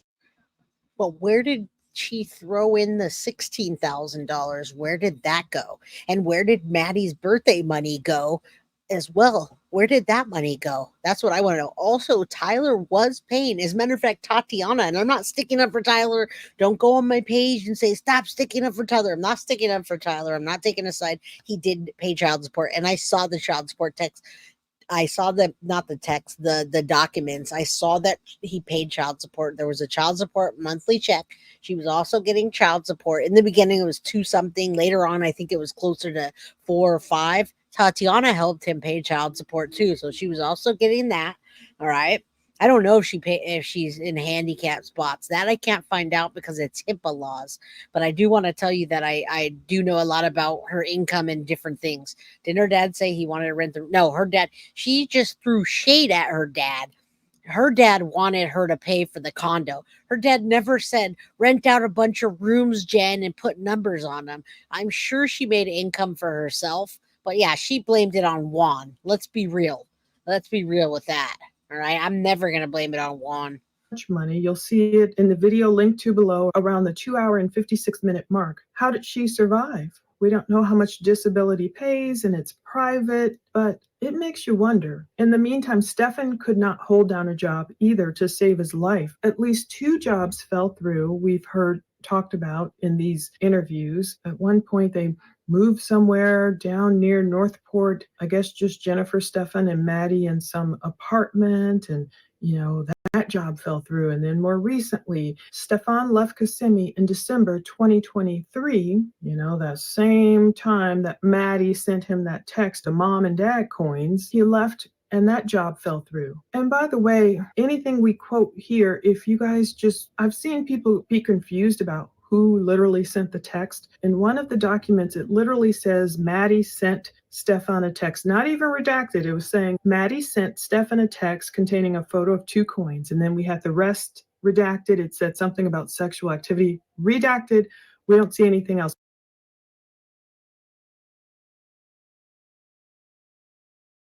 I'm muted. Sorry about that. My daughter is pressing this. That is redacted, but we want to bring to you and let you know the coins did in fact, there was in fact messages by Madeline. So with the redaction here that we get on the back, you can actually hover over it and it will show the name. I'll show you guys tomorrow. So, all right, let's keep going. But we see that Maddie's name is there. Maddie sent Stephan the text. And then later in this 501 page dump, as I showed you guys before, anyone who has the PDF, all you got to do is just highlight sections and go paste it like in TextEdit or Notepad or whatever you have on your computer. And you will see sometimes Maddie's name is not fully redacted. You still see the DELINE. Anyone can do this. I've seen people be confused about that. And I'm like, if you just have the original PDF, you can just do it. It's not going to be everywhere throughout the document, but in certain locations, you definitely see. And in the Madeline coin text exchange, that was definitely Madeline texting Stephan, whether it was about a real baby, Tamagotchi coins, whatever, we just don't know. But back to Jennifer and Stearns. Jennifer told police about Stearns quitting his Disney job, where he worked at that Soarin' attraction, and the journey into imagination with Figment ride in Epcot. Now we captured, someone, this other great YouTuber captured him, Stearns, on video. There was a YouTube video published to YouTube on July 29th, 2023. So we know that Stearns was working at that point at Disney, but he would quit the job, as Jennifer told cops later. There's irony to me also in Stearns working for this Figment ride, because Maddie's Instagram account was named Little Figment. So I'm like, did he encourage her to start her Instagram account, and did he name it? I don't know, maybe she just liked Figment. But the type of position that Stephan held at Disney likely didn't pay much money. Now, I don't know what his specific role is called. I think Jennifer may have mentioned it, but it likely wasn't enough money for him to be like shelling out money hand over fist. Now, his last role was he was just like a, what do they give those fancy names? And hello, Carrie, good to see you. His last occupation was, I believe, technically at Disney, at Disneyland, and it was like a ride operator or something. You know how Subway says you're a sandwich artist? I think it might have been fancier than a ride operator, but that's what it was. And I'm sure it was just paying minimum wage. I think Maddie told someone her friends must be scared to talk. Interesting. Sin, thank you so much for the one Guilty of Crime membership. You guys are kicking butt today. Thank you. We're talking about income right now. I didn't even know we were going to talk about this. I still want to show you the Carfax thing about her car. And I don't know why exactly that's so important, but I guess we'll find out. There were some damages done, and I think we saw those damages that were done on the car when they took pictures. I was wondering what those smudges were on the side. I thought it was like them doing fingerprints, but I couldn't tell. All right, let's keep going. And ordering all these packages and expensive little toys. I mean, some of those you can see if you look back on Stearns' Reddit account. First of all, he loved so many weapons. Looks like he had a lot of those. I'm sure those are not cheap. And also, he would order, I think he would order different vintage things, like all the way from overseas. Like, I don't know how much the Tamagotchis are. I've seen just like prices here and there. Some of those things can be hundreds and hundreds of dollars. Now, pay rates for Disney World jobs in Florida can vary depending on the role and the experience level, but here's some examples I found. One is like a greeter, which might have been what Stearns was, and that pays less than $16 per hour. I'm not sure if Stephan worked full-time. I can't see him doing that. I remember on Reddit him complaining about, he would get so many steps at Disney, and he must have worked hours and hours, but I'm not sure if he got any full-time hours. But according to Jennifer, Stearns did quit that job, and she was even talking in that transport video. It's hard to hear her, but she's talking about, we're trying to get him back up here, but apparently there must be some kind of rule. You have to wait 6 months after you quit a Disney. She did talk about that, folks. She wanted to get back together with Stephan Stearns. They had broken up. She wanted to get back together with him and help him. I don't know if you guys recall that, but she did say that that was their plan, was to get him working again, maybe even working with his dad, doing some kind of real estate and maybe non-Disney, or get him a job at Disney because she was a concierge. But she did, someone nailed it earlier. They said that she had to be careful not to work too much, which is very interesting. She did have to not work too much, or she wouldn't be able to keep her disability. Microwave Cheese, thank you so much for the $5 super chat. They all are amazing, right? Everybody got so much input. Now, what about the conspiracy that Jen? Nah, that's not a conspiracy, Cindy. That's a theory. I've always had that theory that Jen was jealous and maybe walked in and something happened when her and Stephan and Maddie were in bed, but we don't know that. That's not a conspiracy. It's just a theory, literally. Granny Bassmaster. Jay, you're a good parent. I haven't seen that done in a long time. Respect. Thank you. Well, yeah, I have 2 kids and they very much not only demand attention, but I give it to them, lots and lots and lots of attention. I love them. And yeah, these super chats actually really helped me because my daughter just came on and wanted me to support another YouTube channel, which is really cool, actually. So thank you. I appreciate you guys. Yes, disability 20 to 25 hours. I don't think she was working 20 hours at all. I think she was working like 10 or 12 hours max. Disney job. There's some kind of 6-month waiting period. And she's like, yeah, we're trying to get him back up here and all that. Now, I know Stephan's dad, Chris Stearns, paid his rent. In fact, Chris Stearns was complaining about, look, we're tapped out. And we heard in that latest jail call that Chris is like, look, Stephan's asking for money for commissary, put money on his books. And Chris Stearns, I felt bad for him. He's like, look, we're broke. We're going to be on lockdown. Like, basically, just stop. I know his dad was paying his rent for a while. Even for a while, he's like, look, Stephan, I can't keep doing this. And real estate, I know it's fluctuating. Also, Chris and Deborah Stearns are older. It's one thing, when you ride the market and you're doing well as a real estate agent and stuff's going great, if it's a boom time, with the economy's great or whatever, and maybe they were able to just kind of buy Stephan his toys and support him through his 20s and all that. But now that they're Yeah, no, I don't think that. I think he was absolutely not only trading the CSAM, but he had to be making some kind of income to be able to afford $100 or $200 Tamagotchis and all these little figures. Now, I do think he was selling some of those figures that he was painting because he had a seen amount, but I don't know. I don't know because we haven't seen any transactions. El Price, good to see you. I haven't seen you in quite some time. All right, let's keep going. I still got to show you the Carfax report. older, it should be their retirement years. In the 70s, your 70s, you have health issues. His parents have health issues.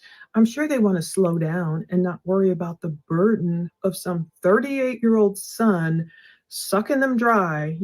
So I know his dad was paying Stephan's rent, but where did Stephan get all this money for these expensive toys and food and even gasoline? The normal things of life. We know how much stuff costs just to live. Even Chris and Deborah Stearns expressed their confusion over Jennifer and Stephan having lots of unaccounted for money. Indeed, if you're kind of Wow, that was awesome, B Fuentes. Thank you so much for the $49.99 super sticker. Wow, I appreciate that. Shout out to you. I wish you had a comment for me. Talk to us in chat here. Thank you. Stella, thank you for gifting the one Guilty of Crime membership. You're awesome. You guys are awesome. And Carrie, good to see you. You didn't tell me about the UFO videos. No, you got to let me know about that afterwards, after this. I don't want to get sidetracked too much. All right, Malibu Surf. How you doing? Good to see you. All right, we got a little more, and then I don't think I want to watch her whole video. I want you guys to check out the Carfax and go watch her video and support Paula and Plunder.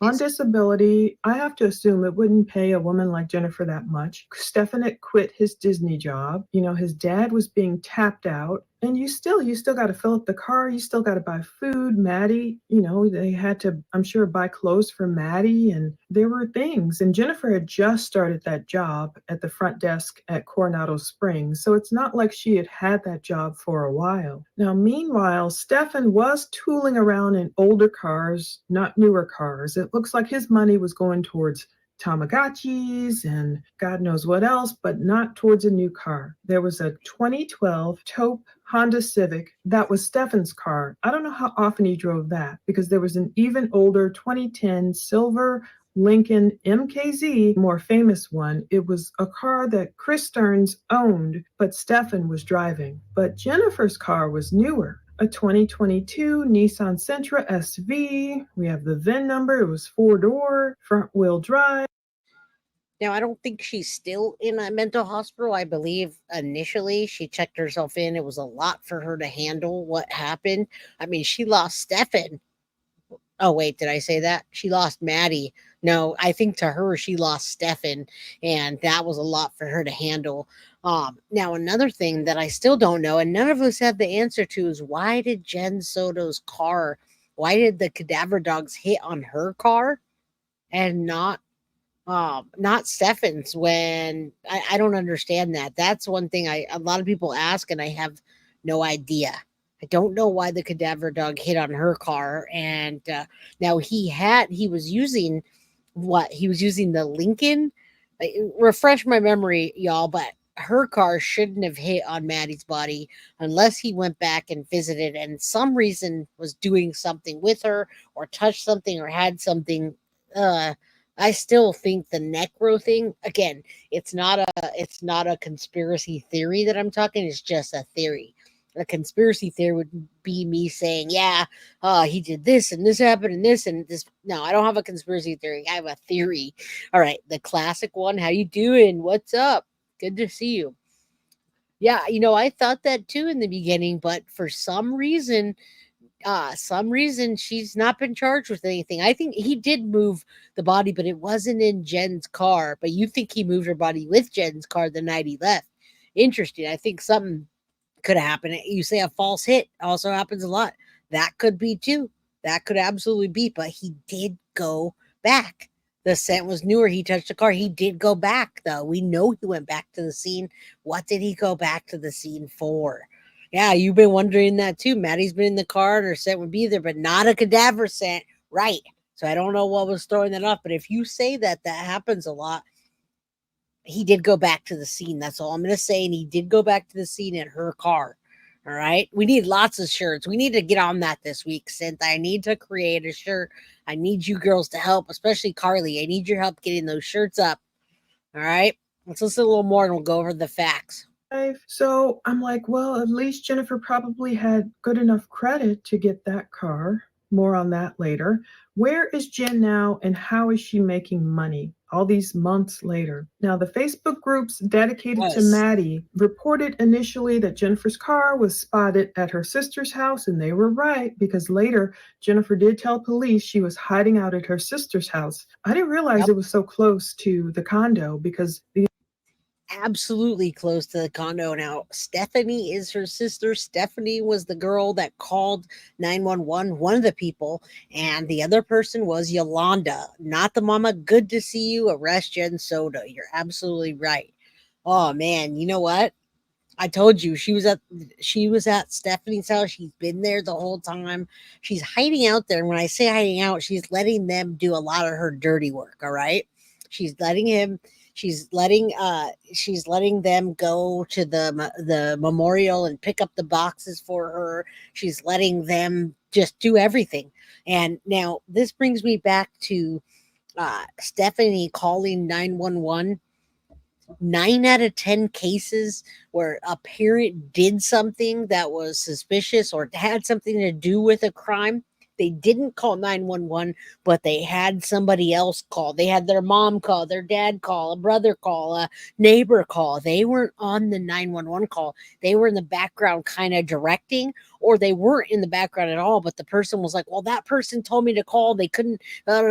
So it's very interesting to think about her not calling 911. And that's what I'm thinking about when I think about her hiding out at Stephanie's. She's been using them the whole time to block her from whatever she's trying to be shielded from. These reports from the authorities noted, I won't tell you her sister's address, of course, but they noted that Jennifer's sister's home was only walking distance from the infamous condo. And I looked it up on Google Maps, and it is only a 10-minute walk. But I don't know if Jennifer's still there. So I was like, oh, no wonder Jennifer's sister would have given Maddie a ride home from the party that night, her birthday party, that Sunday, February 25th, because she lives right around the corner, which is one more reason why Stearns did not need to be there at all. Jennifer's sister dropped Maddie off at the condo, and Jennifer's sister, in essence, Maddie's aunt, was right around the corner. So if Jennifer was worried about Maddie needing any help, needing an adult nearby, her sister was right there. Her sister dropped Maddie off that night, and Jenn came home, by 10:30-ish? So Maddie, only had a couple of hours alone, which is fine to me for a 13-year-old who seemingly is as mature as Maddie was, self-capable, confident, able to take her own showers, wash her own hair, brush her hair, get ready for bed. There was no reason other than Stephan grooming Maddie and Jenn letting him do that to her. As a matter of fact, how is it acceptable that very night he gave her too much medication, and on another time when Jenn called poison control? Why did they need him at all? They didn't, other than him like, oh, I need to be there. We need cuddle. She needs cuddle time is what he told the officers. She needs to cuddle with me. She needs a warm body next to her. She needs to snuggle, all that stuff. I need to give her shower time, and that it doesn't make any sense. I just come back to the thought of what happened between that time that Stephan got there and Jenn got home. Did Jenn really even see Maddie that night? Because she couldn't tell the officers what she was wearing at any point. The only time that she was able to say something, and I think she was wrong. She was saying that she had shorts on and a hoodie, or I don't even know if she got it right. Did she get it right? I don't think she did. I don't think she got it right. And it was very questionable about what she was wearing. She didn't know.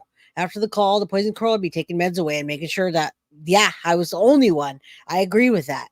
I agree. But that didn't happen. I don't think she's seen Maddie. I don't either. And if she did see Maddie, it was her doing something, her jealousy. Something happened. Something did happen, and we know that.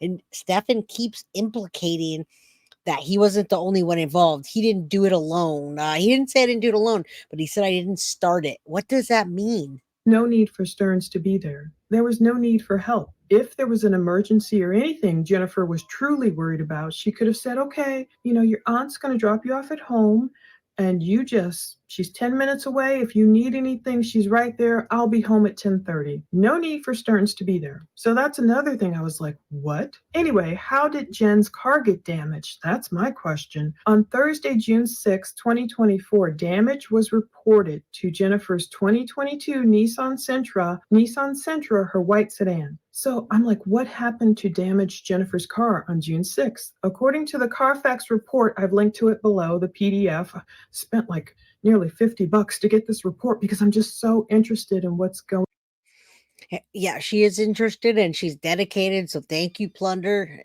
I didn't want to go and pay for that as well. So I'm like, hey, let's shout her out. I mean, the information that comes from it's just, it's a little more, but it's not a whole lot. So it's on her Plunder, or it's on her Patreon, Plunder. If you go there, you're supporting her channel. I don't know what Reese is doing on my phone. She's over here deleting messages. Is that something up?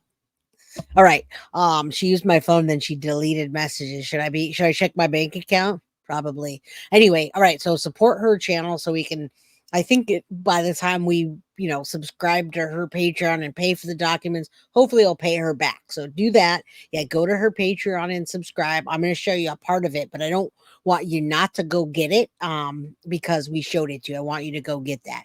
Yeah, okay. I thought so, Jess. So she's on my phone and she got text messages and she got something there, but she deleted them. So, yeah.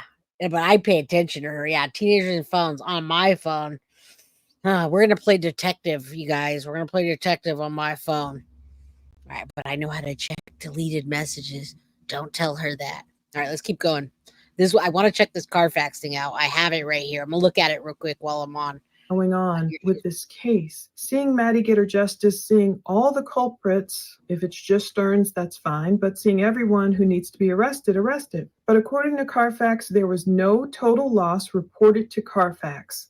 Oh, his dog. Oh my God. As far as structural damage, quote, Carfax recommends that you have this vehicle inspected by a collision repair specialist. There was no airbag deployment reported to Carfax. So I was like, what happened? Because remember when Jennifer was like trying to, again, her and Stearns with the woe is me. She was like, I was sobbing. I was doing the ugly cry and I was driving and I was, she was explaining in one of those interviews to the cops, I was driving and I could have gotten into an accident. So part of me is like, did Jennifer get into an accident? But maybe not. It just says damage, not accident. So I don't think she was in the car. I don't know. Who knows? Did a branch fall on Jennifer's car? Did someone damage it intentionally? Someone who's following the case. All right, let's go a little bit further because I'm going to have my own speculation.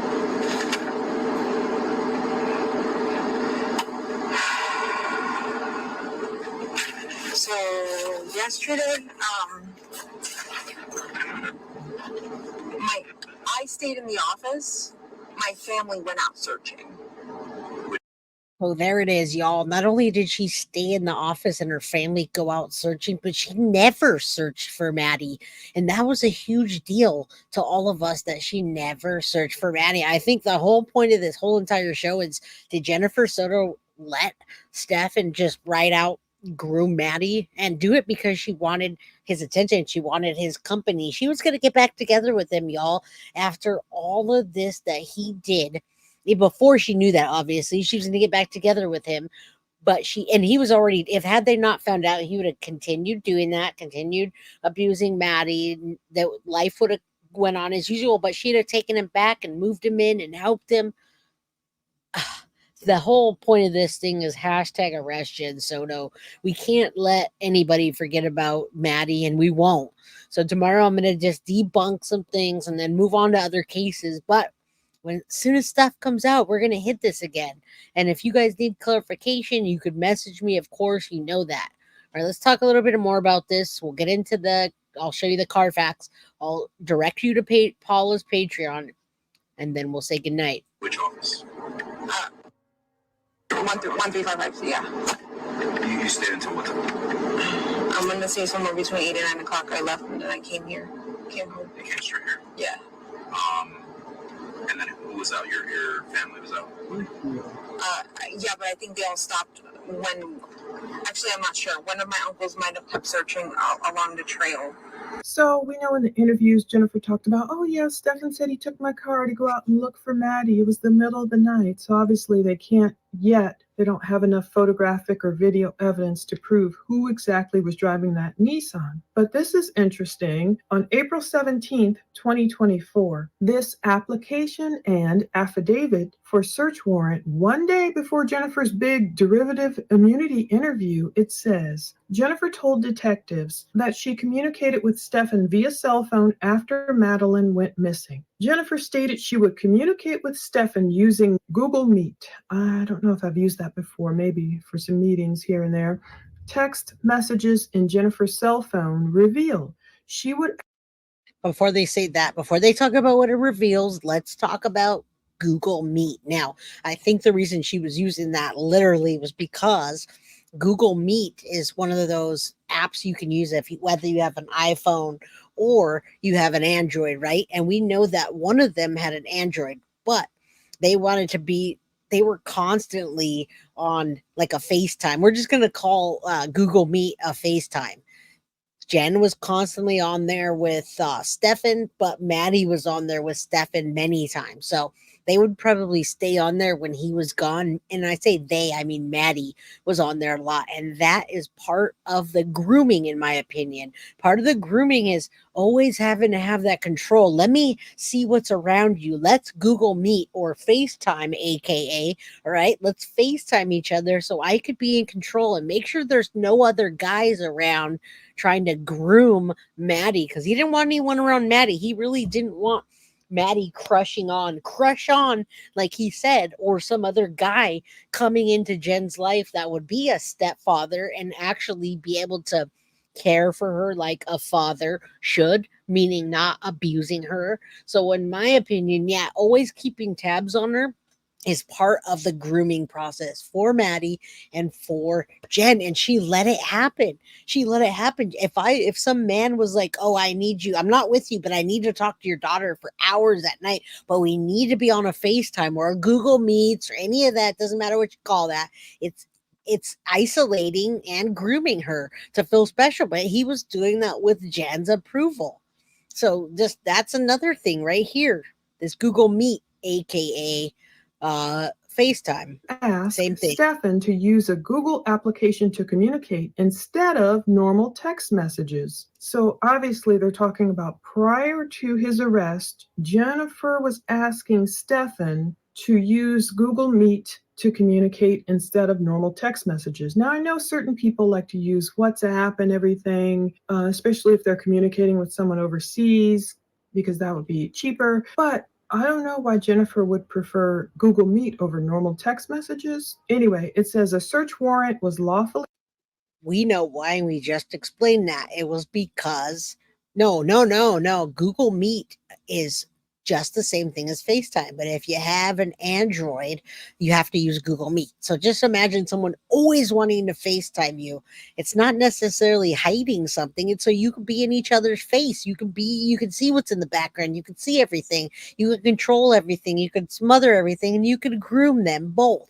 Which I don't think that she was groomed. I think he kind of groomed her from the beginning when they were friends just to get into her life, but she let herself be groomed. It's like you can't grape the willing, right? That old joke, ha ha ha.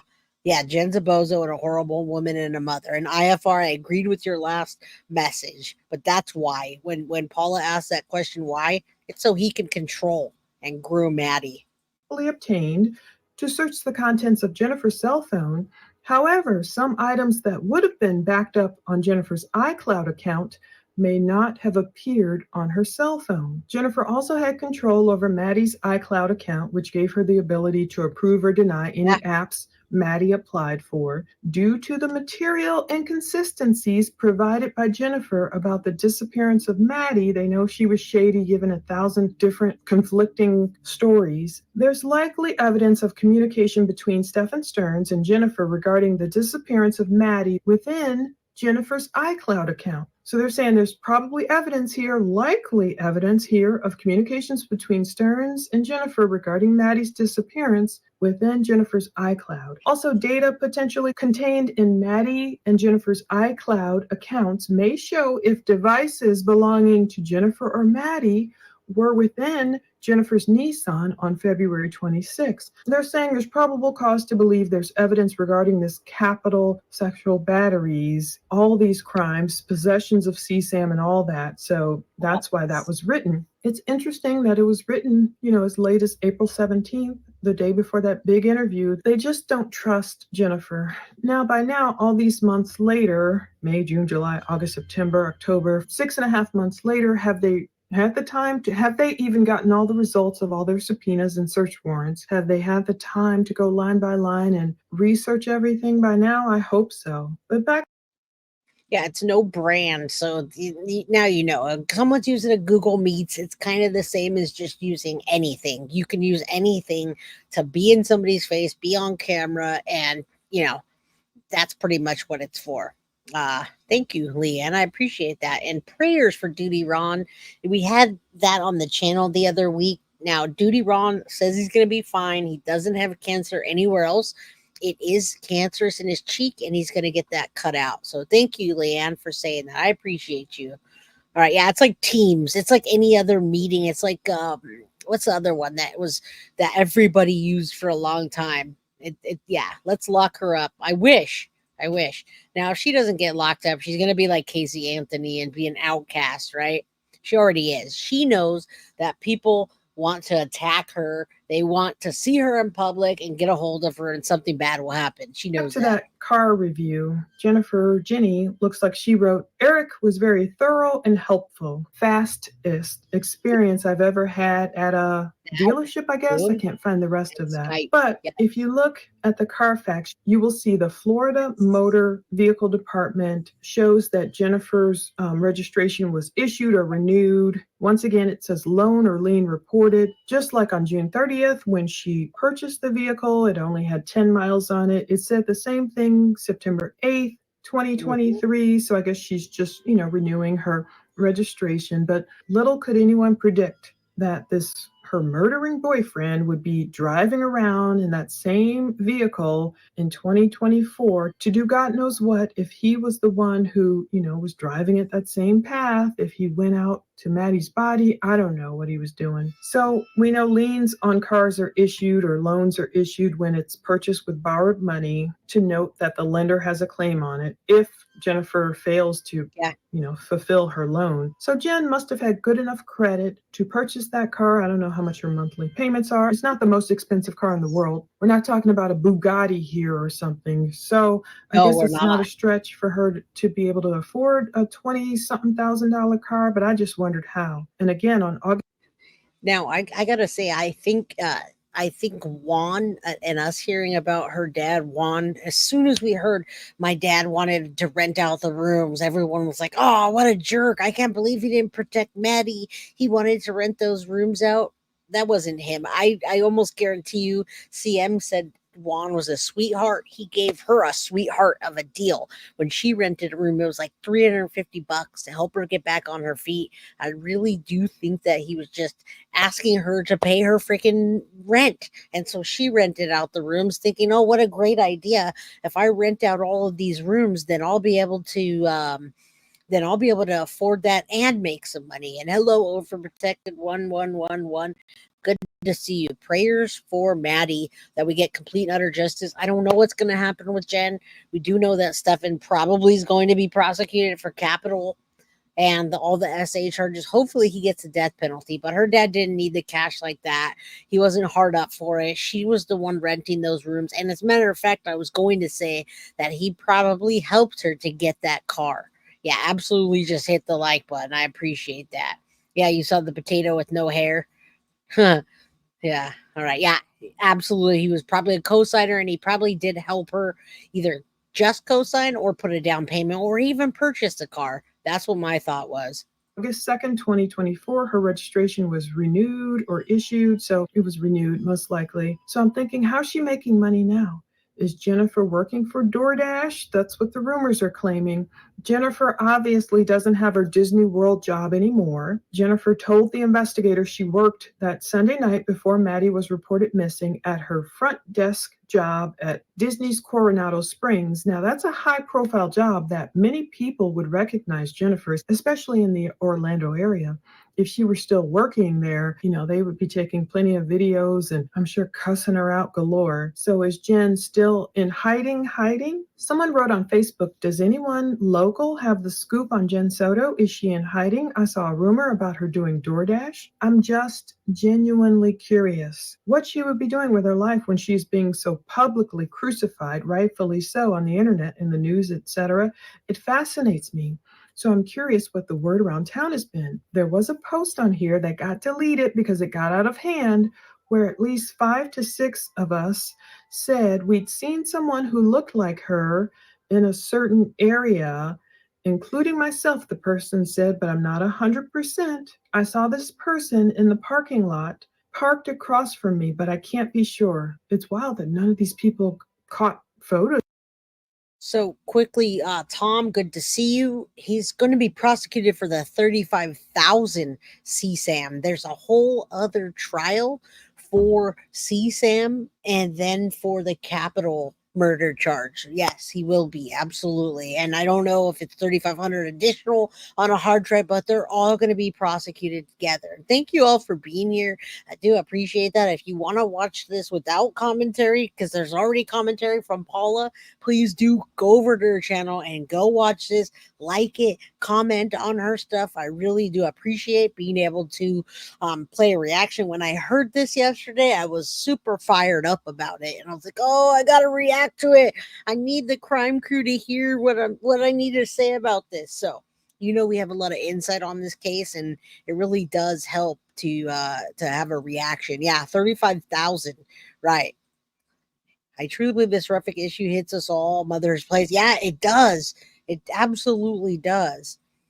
All right, let's keep going. These women can't have children. Here's a woman who could but chose to be not to be a mother. Right. It's hard for some of us to have children, and yet we get ones like this that can have them. And I do believe that everyone failed there. I know this is the worst. Yeah, they were. Teachers did nothing, counselor did nothing, roommates did nothing, nobody did anything. You're right. You're right. Family didn't do anything, nobody did anything. And I believe when she hinted at telling people, they didn't do anything either. Yeah, there will absolutely be 2 trials, Patty. Absolutely. You bet. You bet. I can't say anything else than that.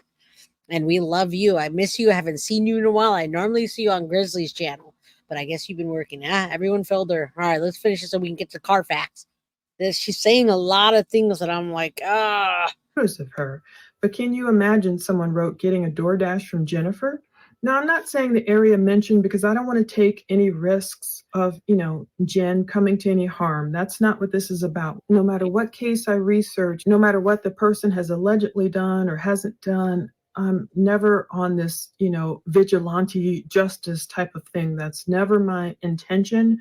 So that's why I redact certain things more than usual. If cops have found any evidence against Jennifer, they will arrest her. I have to trust in that. And if they miss it, like we've seen in cases over the years, cops might not be able to get enough evidence, or even they get enough evidence and they can't secure a conviction when certain people go to trial, like O.J. Simpson, let's say, who I always believed was guilty for the murders of Nicole Brown Simpson and Ronald Goldman. But O.J. has met his all right, let's go a little bit further. You guys can watch this. missed it. So why didn't Jennifer delete her Cash App account? Is she still getting any disability, or did that white hot international attention of this case cause the government to take a look at Jennifer's case? And are they You know what's interesting? I just remembered now that I heard her say that Cash App will let you, in fact, and they'll give you incentive to, let's say that you do get disability or you want a check, right? Let's say you want a check, you want your paycheck to be sent over to Cash App. So she could have it open because her disability was going through Cash App and being deposited into that account, which can go back and forth to your banking and checking account. So that's another thing, is that could be why. I know they're always trying to give me incentive. And good night, Scary Sherry. Thank you for being here. We've been here for almost 2 hours, which I got to wrap this up sooner than later. And yeah, Carrie, she's not in a mental hospital anymore. She's been in one in and out her entire life, or her adult life, I should say. And could you imagine Jenn rolling up? Jenn, the potato Soto, delivering your food? I'd probably just throw it away. I don't think she's working at cat. I don't think she's working as a dasher. All right. Let me finish her thought, and then I'm going to show you the Carfax really quickly. I don't want you guys, some of you are dropping out. still giving her disability? Again, disability benefits are private, so we don't know how much she's making. Or, did Jennifer just lose the password to her Cash App account? Did she forget she had a Cash App account? Does she still need it? Like, I got to keep this open to make money, however she's making money. And is that the one app she can't afford to just delete, like Instagram, or I don't know if she ever had a YouTube, or, whatever. If she wasn't making money through any other way, I didn't see a Venmo for her. And maybe she can't put the Cash App under some fake name. Maybe it has to be her name. Block Inc. is the parent company of Cash App, but I didn't see that name specifically in any of the search warrants. But hopefully the investigators have researched all Jennifer's Cash App activity. We can't see the transactions. Perhaps they can. And I'm checking the court records also, not only Osceola Court, but Orange County and All right, so we'll stop on that because we have also done that and we're still doing that. So we're still also getting we're still requesting FOIAs from the different places that we need to. I'm going to look at this Carfax with you real quick. I want you to see what you'll get. Now, if you are a member of Paula's or if you're not, she shares so many things. It's very, very worth it to join her Patreon and get, I mean, she's got that great content, great body cam footage, great everything. So this is the Carfax that she was talking about. And I love that she watermarks it because you don't want someone going and stealing that and like, look at the Carfax I got after she paid $50. So she dug deep with this, the Carfax Nissan Sentra that we've always seen that did have some damage done to it. We saw that when the cops took it in. We saw some scrape marks. 18,940 retail value. Interesting. I think her dad helped her with that. So this is just her vehicle report. I think we looked it over. I think she was looking over because there were some damage that was reported. Personal vehicle last owned in Florida, 5 transactions. Let's take a look. It's hard to kind of read this because it's got plunder all over it. My eyes are having a little bit adjusting to it. Okay, so that's what we are looking at is Carfax recommend. Okay, so there was a collision that happened maybe or some kind of damage that happened on June 6, 2024. I think Jenn had a few speeding tickets too. Carrie, you were talking about something about her. I don't know, you're talking about Jenn having maybe tickets or I think she had speeding tickets though. Does she own it or pay a note? That's a good question. We didn't look into that. But I have a feeling her dad helped her with that. I don't know what bills she has. I never really got that intrusive. But yeah, I just want to show you what you can look up. This was downloadable over at Plunder site. So there was a link that just shows you what she was talking about. 6/6/2024. Some kind of damage was reported, but doesn't seem like anything too, nothing was reported to them or anything. Warranty active, 9 months, 35,000 remaining on it. It gives you everything. Wow, Paula, kudos to you for paying $50 for this report. Wow. 2022. So this isn't that old. This car is not that old. There's a little bit of damage in June. I wonder if she did it, if Stephan did it. Do you think she let Stephan drive this regularly? It's interesting because she told the officers that he never drives it, but then he took it that night and she had him drive it to go look for Maddie. Yet at the same time, she says she only noticed that Stephan used it because her seat was pushed back. So it's really weird that she said in one breath, I think the conclusion is that Jenn just lies a lot. She really lies a lot. Okay, so they do put points for speeding. She does have some tickets. She does have an old domestic violence, a DV accusation, or I don't know if it was a misdemeanor on her record from way back when that we looked into. But yeah, I think her dad paid. Her dad did put the condo up 2 times for sale. It was reported that it went up twice for sale. They never sold it. And I think he put it up to scare her because maybe she wasn't paying it. All right. So anyway, I'm just scrolling through this. I want you to see what you get over there. You can pay however much per month. How much is the plunder? I think it's like, what is it? You pay $10 a month? I don't know. Something like that. We have a lot of subscriptions and different creators. So anyway, I mean, we're digging into her. You can see 2023 registration issued or renewed. So that was what Plunder talked about. She paid for her tags. Who knows who paid for that? Yeah, that's only really significant thing. 8/2 Florida motor vehicle registration renewed. It's interesting because it says loan or lien. So when you guys say that we answered it. We answered the question. Foxy Amazon, you asked me if they paid for the car or they paid it off. $7 a month. There you go. You can go to Paula's Patreon on Plunder for $7 a month. You can get a bunch of content. So if she was taking a loan, then that means that it wasn't paid off. Her dad didn't. Yeah, she pays a note. That's what you're saying. It says that right there. So this gives you a lot of information about her if you wanted to know, which obviously we do. Yeah, so she pays on it. There's a loan taken out. I wouldn't be surprised if her dad helped her put the down payment. He bought the condo, and yeah, this just gives you a bunch of information that I don't know I want to give you. But I'd rather you go over to her page and check that out yourself. So I'm going to stop sharing that and put myself here. All right, we did a almost 2-hour live line. Yeah, lien is when someone else owns it. Yeah, so there was a loan that's taken out, or if you want to call it a lien, someone else, she got a loan for that car. Her dad probably put a down payment. We know nowadays that you got to get a pretty heavy down payment. Jenn has DV history and Maddie's awesome. Yes, we thought that from the very beginning, Cindy M. And she lived in St. Cloud, right past where Stephan put Maddie, her final resting place, where the memorial is, where the vigil was. All right. So, yeah, what's a recap?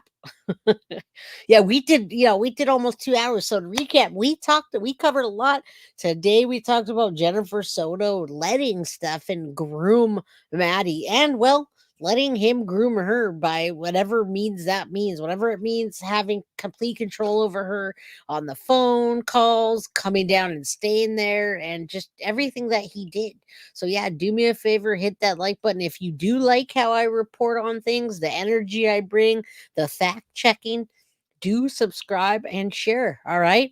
So shout out to Paula for sharing the information on her Patreon always.